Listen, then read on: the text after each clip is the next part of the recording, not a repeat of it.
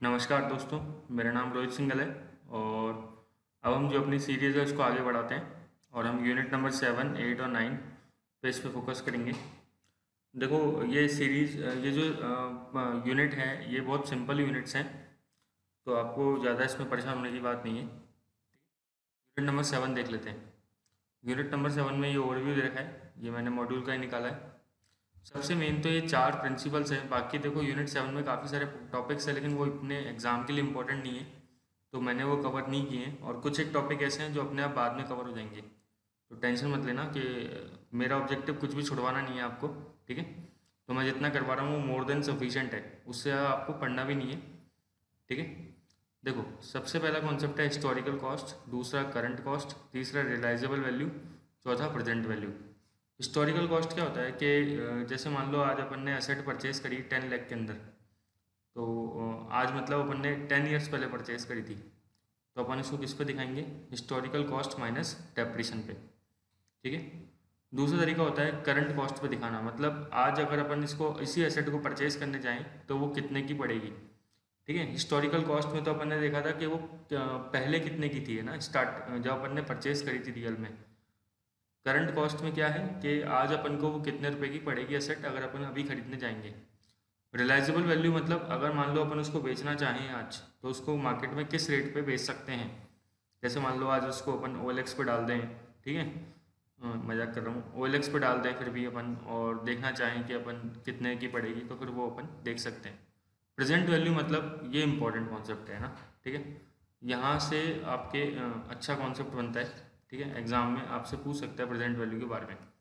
तो ये तो सब सिंपल है। देखो, जैसे वही हिस्टोरिकल कॉस्ट बता दिया आपको कि मतलब एक ओरिजिनली कितने की एसेट पड़ेगी अपन को, है ना। दूसरा फिर करंट कॉस्ट आ गया, तो पूछा जा सकता है आपसे हिस्टोरिकल कॉस्ट और करंट कॉस्ट, रियलाइजेबल वैल्यू और प्रेजेंट वैल्यू।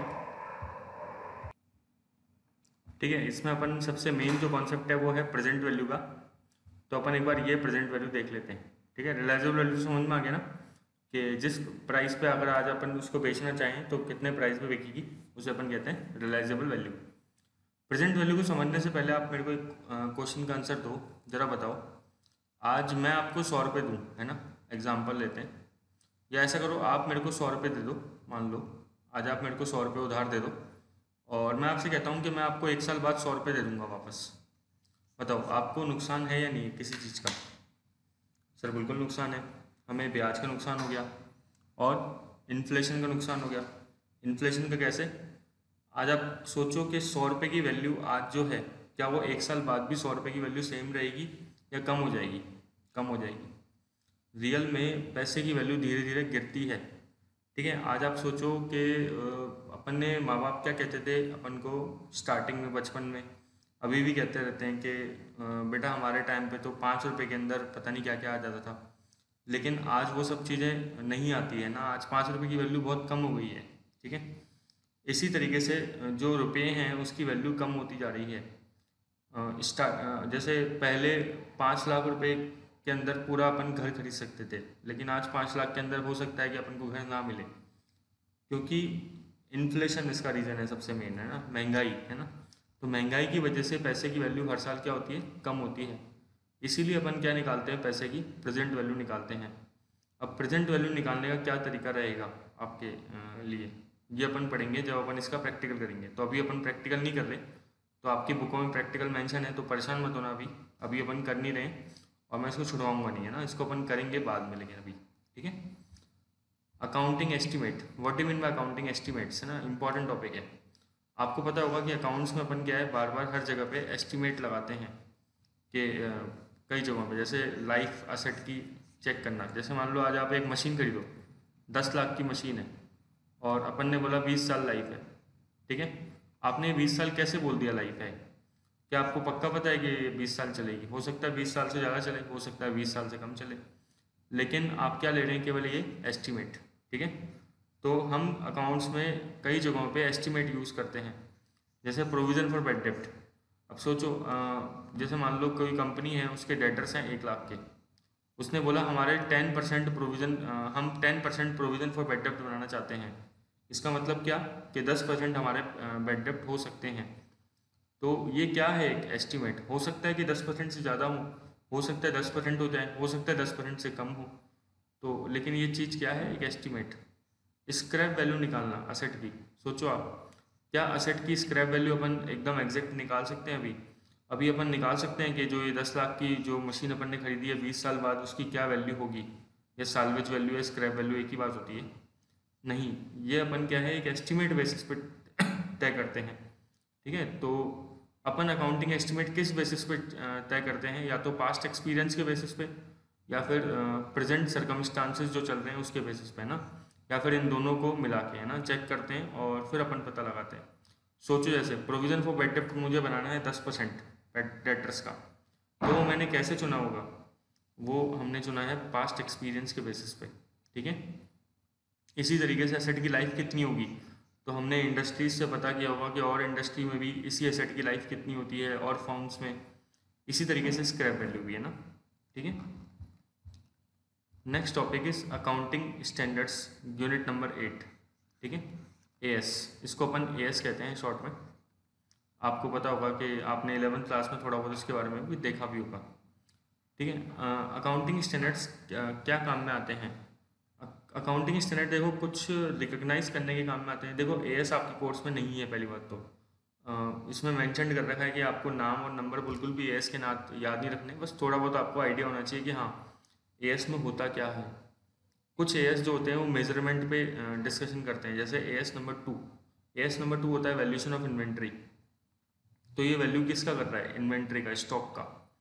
कुछ एएस होते हैं प्रेजेंटेशन पे ध्यान देते हैं और डिस्क्लोजर पे ध्यान देते हैं। जैसे ये दो एएस हैं, प्रेजेंटेशन या डिस्क्लोजर पे ध्यान दे रहे हैं। जैसे आप एएस नंबर 17 एक है सेगमेंट रिपोर्टिंग। ठीक है, मैं अभी भी कह रहा हूँ, आपको बिल्कुल भी डीप में जाने की जरूरत नहीं है क्योंकि ये सारे एएस आपके आईपीसीसी में कोर्स में होते हैं ना। ठीक है, और ना भी आपको समझ में आएंगे। तो हम लोग इनको पढ़ाते हैं, हमें पता है कि ये कितना डिटेल में होते हैं। तो अभी आप लोग केवल बिल्कुल एलिमेंट्री, बिल्कुल बच्चों की तरह समझो कि ये एएस आपकी स्टार्टिंग पॉइंट है ना। आप पहली बार एएस पढ़ रहे हो तो आप केवल नाम नंबर हो सके तो ध्यान रख लो, वरना वो भी ऐसे कोई ज़रूरत नहीं है क्योंकि उसमें आपके साफ साफ लिखा हुआ है कि आपके नाम नंबर भी कोर्स में नहीं है। हाँ, अगर अपन 11th क्लास की बात याद करें तो अपने टीचर्स बोलते थे कि 5 एएस के नाम नंबर याद रख लो, 10 के याद रख लो। तो आपको यहाँ पे ये भी नहीं करना है ना, लेकिन मैं आपको एडवाइस करूँगा कि नाम नंबर तो याद कर लो, बाकी अंदर का कुछ भी आपको डिटेल से नहीं पढ़ना। क्लियर क्या? अब कुछ एएस होते हैं रिकग्नाइज करने के लिए, जैसे मान लो recognisation of event and transaction. जैसे एएस नंबर 9 होता है एक रेवेन्यू रिकग्नाइज करने का, कि अपन अपनी बुक्स में रेवेन्यू कब दिखाएं, रेवेन्यू मतलब इनकम कब दिखाएं। ठीक है, तो वो अपने कोर्स में काम का नहीं है तो अपन अभी इसको नहीं पढ़ रहे। कुछ एएस होते हैं मेजरमेंट करने के, जैसे मैंने बताया एएस नंबर 2 स्टॉक की वैल्यू बताता है, स्टॉक का मेजरमेंट कैसे करते हैं। एएस नंबर 13 इन्वेस्टमेंट का मेजरमेंट कैसे करते हैं, वो एएस नंबर 13 बताता है। कुछ एएस प्रेजेंटेशन और डिस्क्लोजर से रिलेटेड है, जैसे एएस नंबर 17 सेगमेंट रिपोर्टिंग। ठीक है, as number 1 disclosure of accounting policies, है ना। क्लियर क्या? एएस बनाने का क्या प्रोसेस है, ये आपको थोड़ा पता होना चाहिए। हो सकता है ये आपसे प्रोसेस पूछ ले ना, कैसे अपन एएस बनाते हैं। पहले अपन को ये तय करना होता है कि अकाउंटिंग स्टैंडर्ड किस फील्ड में चाहिए। अच्छा, पहले तो ये बताओ अकाउंटिंग स्टैंडर्ड होते क्या है? What do mean by standard? Standard मतलब आप कुछ भी, आप कभी बोलते हो ना कि हमें स्टैंडर्ड मेंटेन करना चाहिए, है ना। स्टैंडर्ड मतलब क्या, हमने कोई चीज़ को मापदंड बना रखा है, हमने किसी चीज़ को बेंचमार्क बना रखा है, उसे अपन बोलते हैं स्टैंडर्ड। देखो पहले क्या होता था कि अकाउंट्स में स्टैंडर्ड नहीं होते थे जब, तो हर कोई अकाउंट्स के जो रूल्स है वो अपने हिसाब से मोल्ड कर लेता था, उसको मोड़ देता था और हर कोई अपने हिसाब से अकाउंटिंग रूल फॉलो करता था। इससे दिक्कत क्या आती है, इन्वेस्टर्स को दिक्कत आती है। जो आपके इन्वेस्टर्स है या फिर जो भी आपके अकाउंट्स को यूज़र्स हैं, अपन ने पहले क्लास में पढ़ा था कौन कौन यूज़र्स होते हैं, तो उनको दिक्कत आती है। उनको समझ में नहीं आता कि यार ये मतलब हर कोई जो अकाउंटिंग प्रिंसिपल है वो अलग अलग यूज़ कर रहा है अपनी मर्जी से। ठीक है, तो अपन अब क्या कर रहे हैं, स्टैंडर्ड बांध दिए है ना कुछ टॉपिक्स पे जो मेन मैंने, जैसे एएस नंबर 10 है वो डेप्रिसिएशन की बात करता है, प्रॉपर्टी प्लांट एंड इक्विपमेंट है ना।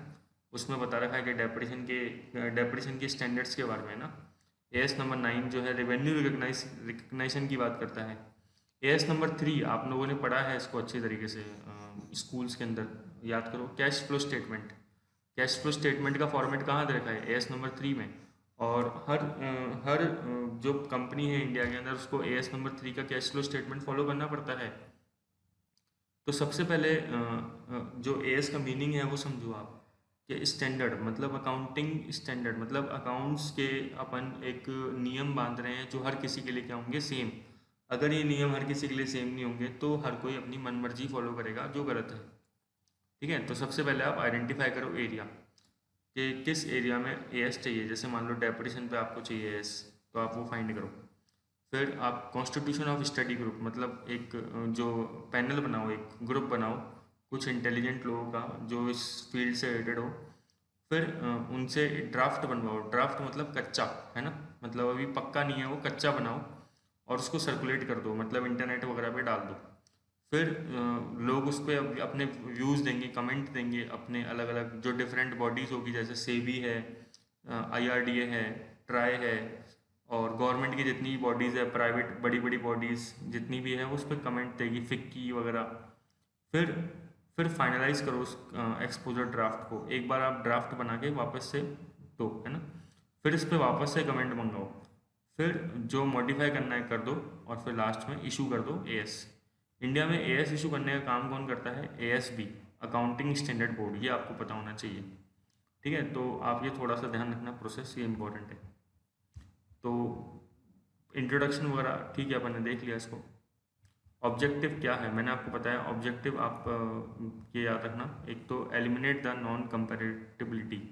सोचो अगर मान लो हर कंपनी, जैसे रिलायंस है, एक कंपनी रिलायंस है और एक कंपनी टाटा है, अगर दोनों की दोनों अपनी मर्जी से अपने अपने रूल्स फॉलो करेगी अकाउंट्स के, तो अपन दोनों के अकाउंट्स को कंपेयर नहीं कर पाएंगे। क्योंकि कंपैरिजन करने के लिए सबसे मेन चीज़ क्या होती है? दोनों का बेस जो है वो सेम रहना चाहिए। आज आप बताओ, मैं आज आपको 5th क्लास के बच्चे के साथ कंपेयर कर सकता हूँ क्या कि भाई आप इंटेलिजेंट हो और 5th क्लास का बच्चा जो है वो कम इंटेलिजेंट है? नहीं, क्योंकि आप दोनों का बेस सेम नहीं है। ठीक है, तो बेस सेम होना चाहिए दो जनों के कंपैरिजन के लिए।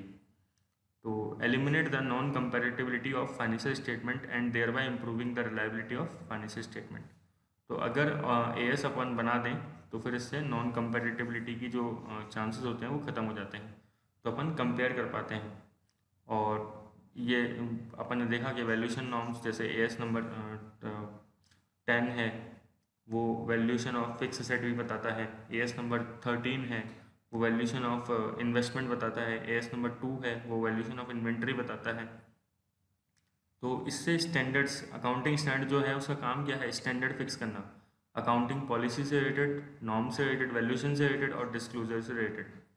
ठीक है, तो बस एलिमेंट्री लेवल पे ध्यान रखो, बिल्कुल ऐसे रटना वटना नहीं है आप लोगों को, क्योंकि आपके AS ज़्यादा नहीं पूछ सकता। तो बेनिफिट्स क्या हैं, फ़ायदे क्या हैं AS के? तो वही बात कि कंपेरेटिबिलिटी मतलब दो अकाउंट्स कंपेरेबल हो सकते हैं, स्टैंडर्डाइज कर दिया, वरना हर कोई अलग अलग फॉलो करता ट्रीटमेंट। ठीक है, और एडिशनल डिस्क्लोजर्स जो है वो भी फॉलो हो जाते हैं। तो अगर कोई कंपनी को एडिशनल डिस्क्लोजर्स करना है तो वो फ़ायदा रहता है, क्योंकि AS में सब कुछ लिखा होता है कि कहाँ कहाँ पे एडिशनल डिस्क्लोजर करना है। लेकिन कुछ AS की लिमिटेशंस है ना। ठीक है, ये तो हर चीज़ की लिमिटेशन होती है, वैसे अपन को पता है कि अब जैसे मान लो आपको बोल दिया कि भाई आपके पास दो चॉइसेस थी, X और Y, लेकिन AS ने बोला कि केवल X चॉइस आपको एक्सेप्ट करनी है, तो आपके पास कौन सी चॉइस खत्म हो गई? Y। तो जो AS होता है वो आपकी चॉइसेस को कम कर देता है। ठीक है, समझ में आ रहा है? तो इससे फ़ायदा भी है, नुकसान भी है। रिस्ट्रिक्टेड स्कोप मतलब AS can not override the statue, मतलब लॉ को AS जो है वो ओवरराइड नहीं कर सकता, है ना। अगर कभी आपको पूछे कि लॉ ज़्यादा सुप्रीम है कि AS ज़्यादा सुप्रीम है, तो आप हमेशा क्या बोलेंगे? कि लॉ ज़्यादा सुप्रीम है। ठीक है, कुछ AS के नाम देख लो आप, वैसे आपके कोर्स में लिखा हुआ है कि AS आपके नाम नंबर कोर्स में नहीं है, लेकिन फिर भी आप एक बार देख लो। 1 जैसे disclosure of accounting policy, 2 valuation of inventory, 3 cash flow, ये आप कैश फ्लो सुनते ही हैं। 6 डेप्रेशन का हुआ करता था पहले, अब हट गया है। 8 रिसर्च एंड डेवलपमेंट का होता था पहले, अब वो 26 में जाके मर्ज हो गया है। ठीक है, ऐसे ही 10 जो है डेप्रेशन वाला जो था 6 वाला, वो अब 10 में जाके मर्ज हो गया है, तो ये भी अपन ध्यान रख सकते हैं। ठीक है, 9 जो है रेवेन्यू रिकग्नाइजेशन, मैंने आपको बताया था। 11 effect of change in foreign exchange rate, foreign exchange related transaction. Government जब ग्रांट देती है तो वो एस नंबर 12 में आता है।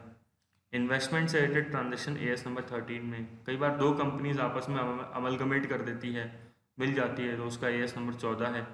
एम्प्लॉय बेनिफिट मतलब कई बार एम्प्लॉयज़ रिटायर होते हैं तो रिटायरमेंट के टाइम पे उनको पीएफ वगैरह मिलता है, तो पीएफ का ट्रीटमेंट क्या होता है प्रोविडेंट फंड का। बोरोइंग कॉस्ट मतलब अगर कंपनी ने लोन ले रखा है तो उसका इंटरेस्ट का क्या करेंगे। सेगमेंट रिपोर्टिंग मतलब जैसे कई बार आपने देखा होगा जैसे हिंदुस्तान यूनिलीवर है, उसके बहुत सारे तरह अलग अलग तरीके के बिजनेस है, 50-60 तरह के प्रोडक्ट आते हैं उसके, 50-60 के 100 से भी ज़्यादा उसके प्रोडक्ट आते हैं, तो वो अपने बिजनेसेस को कैसे दिखाएगी, ठीक है, उसे कहते हैं सेगमेंट। अलग अलग जैसे पतंजलि है, आज आज आप देखो पतंजलि के कितने सारे प्रोडक्ट आते हैं, तो वो सेगमेंट है उसके। रिलेटेड पार्टी मतलब अगर बिजनेसमैन ने जो है कंपनी ने अपनी रिलेटेड पार्टी से कोई ट्रांजेक्शन किया तो हो सकता है कि उस ट्रांजेक्शन में कोई गड़बड़ी हो, तो उसको अलग से दिखाना पड़ता है। लीज मतलब पट्टा, मतलब अगर कोई अपन असेट किराए पे लेते हैं तो उसे बोलते हैं लीज, तो उसके ट्रांजेक्शन के लिए। ईपीएस आपने सुना होगा 12th क्लास में। कंसोलिडेटेड फाइनेंशियल स्टेटमेंट, कई बार क्या होता है एक कंपनी होती है उसकी बहुत सारी सब्सिडरी कंपनी होती है, और जिस कंपनी की बहुत सारी सब्सिडरी कंपनी होती है उसे बोलते हैं होल्डिंग कंपनी। तो होल्डिंग कंपनी को अपने सब्सिडरी कंपनी के जितने भी अकाउंट्स होते हैं उसको कंबाइंड करना पड़ता है। ये सब यार अपने कोर्स में नहीं है, मैं पहले ही बता रहा हूँ ना, ये बस केवल मैं तुम्हें पढ़ा रहा हूँ, नाम सुना रहा हूँ कि भाई तुम्हारे एक बार पता तो लगे कि इसके अंदर है क्या। ठीक है, एक एक एएस पे अपन एक एक किताब लिख सकते हैं, एक एक एएस इतने बड़े होते हैं, 100 पेजेस की आराम से किताब लिखी जा सकती है एक एक एएस पे, और आप चाहो तो 200-300 पेजेस की भी लिख सकते हो। ठीक है, तो इतने वास्ट होते हैं एएस, तो अभी आप लोगों के कोर्स में नहीं, तो टेंशन मत लो बिल्कुल भी। ठीक है, accounting for taxes of income, इस तरीके से सारे एएस हैं। जैसे एएस नंबर 26 देखो, इंटेंजिबल असेट का पूरा एएस बना हुआ है। ठीक है, इंटरिम फाइनेंशियल रिपोर्टिंग मतलब कई बार आपने देखा होगा, जो आप अच्छे अगर न्यूज़पेपर पढ़ोगे इंग्लिश, तो उसके अंदर हर कंपनी के 3 महीने बाद अकाउंट्स प्रिंट होते हैं अखबारों के अंदर, तो वो क्या है इंटरिम, मतलब बीच में अकाउंट्स प्रिंट होना। क्लियर क्या, तो ऐसे हैं। एएस नंबर 28 इम्पेयरमेंट मतलब असेट की वैल्यू में गिरावट। कॉन्टिजेंट लाइबिलिटी, कॉन्टिजेंट असेट, उसके ऊपर एएस नंबर 29 होता है। अब देखो आप मॉड्यूल जब अपन खोलोगे और पेज नंबर 1.89 निकालोगे मॉड्यूल का, तो उसमें लिख रखी है एक line, the list of AS given above does not form part of your syllabus, it has been given for the knowledge of the students only.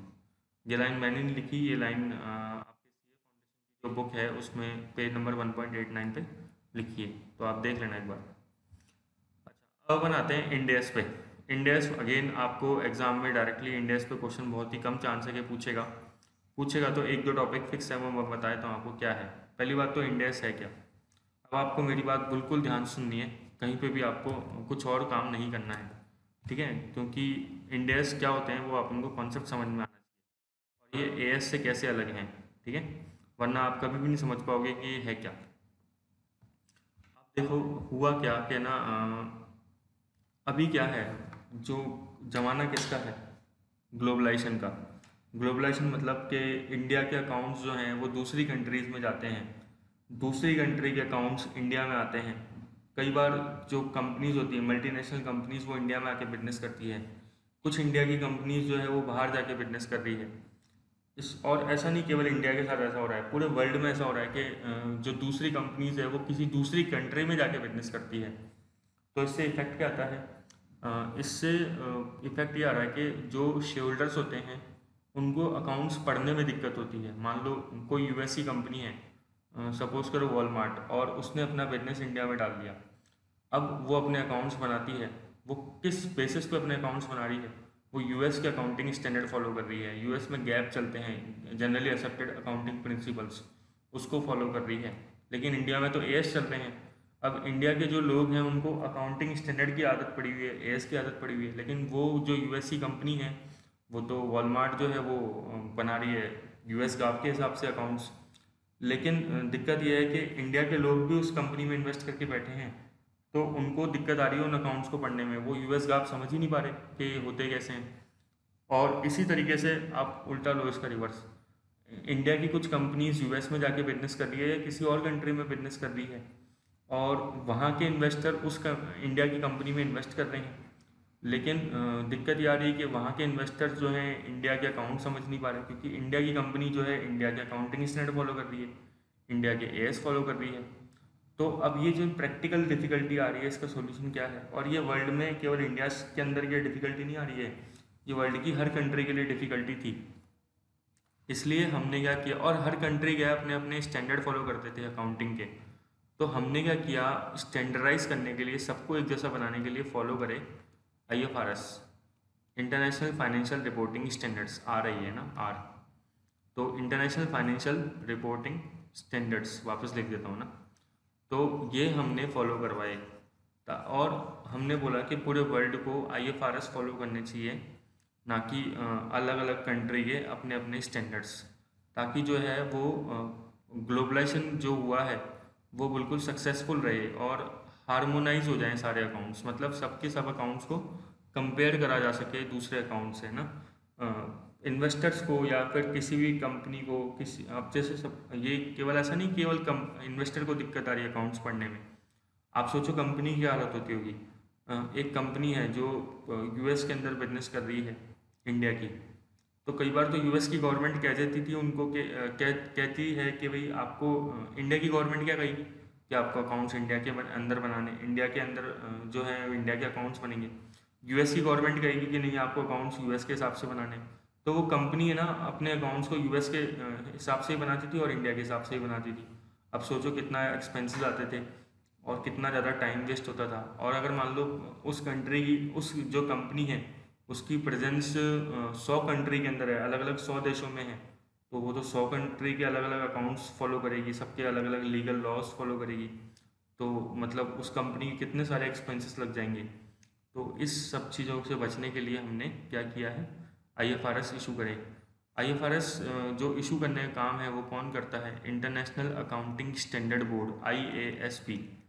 इसका काम क्या है कि ये IFRS निकालता है। अभी तक कितने IFRS आ चुके हैं? अभी तक 16 IFRS आ चुके हैं, 16, ठीक है, 16 टोटल IFRS आ चुके हैं और अभी प्रोसेस में है, अभी IFRS और आ रहे हैं। तो हर कंट्री को चाहिए कि IFRS को फॉलो करें, ठीक है। और क्यों लेके आए IFRS, मैंने आपको बताया कि ग्लोबलाइजेशन की वजह से वर्ल्ड जो है वो इंटीग्रेट होता जा रहा है, कंबाइंड होता जा रहा है, ठीक है। और हर कंट्री के अगर अलग अलग रूल होंगे तो बिजनेस करना मुश्किल हो जाएगा। क्लियर? तो ये नीड है IFRS की, तो मैंने यही बात आपको समझा दी पूरी की पूरी, ग्लोबलाइजेशन वगैरह से रिलेटेड इसमें दे रखा है, तो आप पढ़ सकते हो इसको। अब जरा आगे पढ़ते हैं अपन, है ना। IFRS as global standards. तो मैंने आपको बताया कि IFRS इशू करने का काम किसका है, इंटरनेशनल अकाउंटिंग स्टैंडर्ड बोर्ड का, IASB जिसे अपन कहते हैं। अब बेनिफिट्स क्या है IFRS के, इकोनॉमी को क्या बेनिफिट होगा, सोचो कि मार्केट जो है वो आराम से एक्सपेंड कर पाएगा, क्योंकि ग्लोबलाइजेशन का ज़माना है ना, तो अगर सबके अकाउंट्स एक जैसे होंगे तो कंपनीज को भी दिक्कत नहीं आएगी, है ना, और जो बिजनेस है वो फल फूल सकेगा। इन्वेस्टर्स आराम से अकाउंट्स को पढ़ सकते हैं, क्योंकि अगर मान लो उसको एक ही तरह के लॉस वगैरह याद रखने हैं तो कितनी अच्छी बात है। और इंडस्ट्री को भी खुद को बेनिफिट है कि मान लो जैसे अगर एक कंपनी है US की, वॉलमार्ट, उसको अगर लोन US में नहीं चाहिए, इंडिया में आके चाहिए, तो वो आराम से लोन ले सकती है। किस किस बेसिस के अकाउंट्स पे, क्योंकि उसके अकाउंट्स क्या है, सब जगह एक जैसे हैं। लेकिन पहले क्या होता था कि US में अकाउंट्स अलग बनते थे और इंडिया में अकाउंट्स अलग बनते थे। तो अगर वो इंडिया के बैंक में अकाउंट्स लोन लेने आती थी, तो हम इंडिया के बैंकों से बोलते थे कि भाई तुम जो US के अकाउंट्स है उसको तो लेके जाओ और इंडिया के अंदर इसके अकाउंट्स को इंडिया के रूल के हिसाब से बना के लेके आओ। तो कंपनी के लिए एक तरीके से ये मतलब इतनी अच्छी एक्सरसाइज नहीं होती थी और टाइम कंज्यूमिंग एक्सरसाइज थी, ठीक है, कॉस्ट भी ज़्यादा लगती थी, तो वो अपन ने दूर करने की कोशिश करी। लेकिन देखो भाई अब यहाँ पे सब कुछ स्मूथ नहीं चल रहा है ना।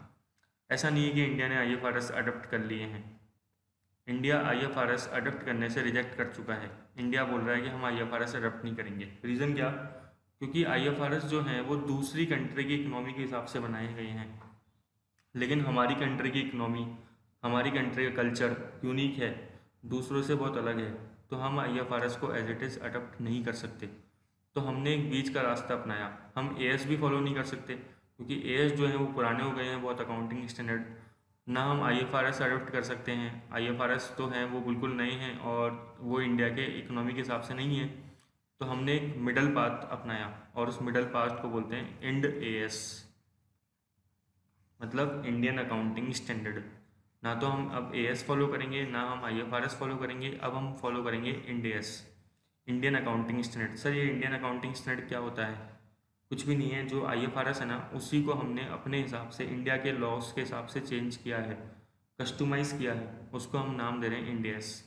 आपको इंड AS के नाम नंबर बिल्कुल भी याद रखने की जरूरत नहीं है, फालतू टाइम मत वेस्ट करना इंड AS के नाम नंबर याद करने में। चाहो तो बुक से केवल नाम नंबर पढ़ लो, ठीक है, इतना कर सकते हो केवल। क्लियर क्या? तो आपसे कोई पूछे इंड AS है क्या, तो इंड AS कुछ नहीं है, जो IFRS है हमने उसको कन्वर्ट किया है अपने हिसाब से, उसे हम नाम दे रहे हैं इंडियन अकाउंटिंग स्टैंडर्ड। ठीक है, तो आई होप कि आपको ये समझ में आया होगा और ज़्यादा डीप में पढ़ने की ज़रूरत नहीं है कि आपकी सारी चीज़ें कोर्स में इतना ज़्यादा नहीं है। तो आपसे एलिमेंट्री लेवल पे एक्सपेक्ट करेगा कि इंड AS का मतलब पता होना चाहिए। तो इंड AS का मतलब क्या होता है कि IFRS है, लेकिन हमने उसको इंडिया के लॉ के हिसाब से कन्वर्ट किया है, क्योंकि हम IFRS को एज इट इज़ अडप्ट नहीं कर सकते थे। और IFRS की क्यों रिक्वायरमेंट है IFRS की, ये आपको पता होना चाहिए कि ग्लोबलाइजेशन की वजह से जो वर्ल्ड है वो इंटीग्रेट होता जा रहा है। लेकिन अगर हम IFRS अडप्ट नहीं करते तो कंपनीज को, इन्वेस्टर्स को, सबको दिक्कत आ रही थी। क्लियर? अब हम मिलते हैं अपने नेक्स्ट लेक्चर के अंदर।